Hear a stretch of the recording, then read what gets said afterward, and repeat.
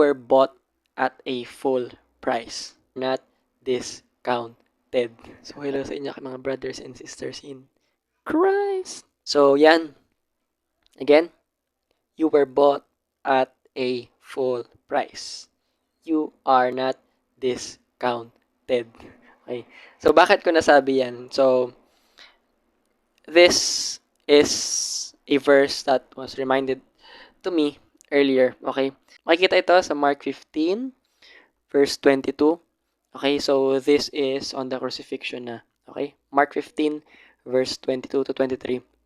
So, nakalagay dito, they brought Jesus to the place called Golgotha, which means the place of the skull. Then they offered him wine mixed with myrrh, but he did not take it, and they crucified him, dividing up his clothes. They cast lots to see what each would get.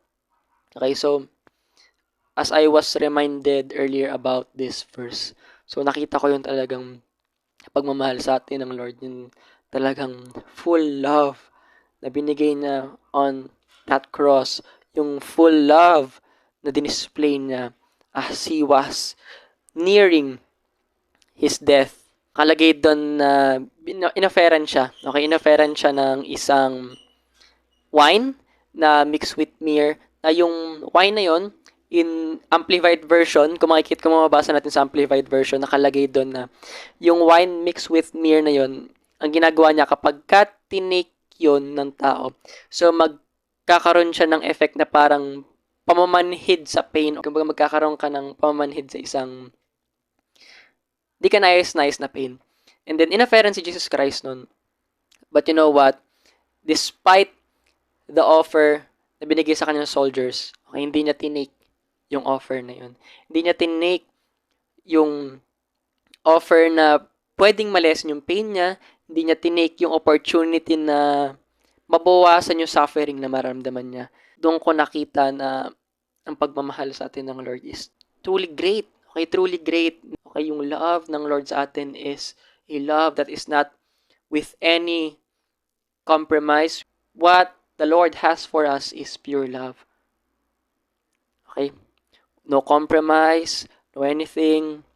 He is full of love towards us. That love is so great that He took the punishment on the cross, fully immersing Himself despite being or having the opportunity to lessen the pain. He did not took that wine for you.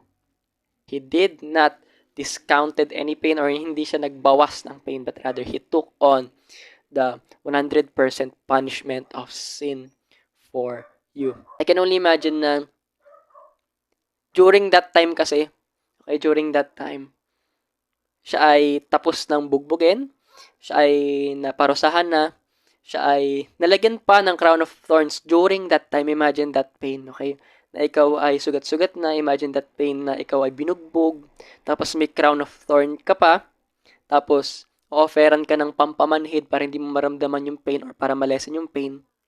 Pero you know what? Despite those instances na ganun yung situation niya, He did not take that wine. He did not take that wine because He immersed in that pain for you. Imagine that na tayo ngayon nowadays, kapag sumakit yung ulo natin, di ba? Kapag sumakit yung ulo natin or sumama lang yung pakiramdam natin, in that small pain compared to what Jesus felt, okay, umiinom na agad tayo ng Biogesic kapag sumasakit yung ulo natin, di ba? Kapag may naramdaman tayong di kaaya-aya or masama yung pakiramdam natin, nag-take kagad tayo ng Biogesic. But imagine that Jesus on that time when He was offered that wine, He had a crown of thorn in His head, as well as His body was greatly punished.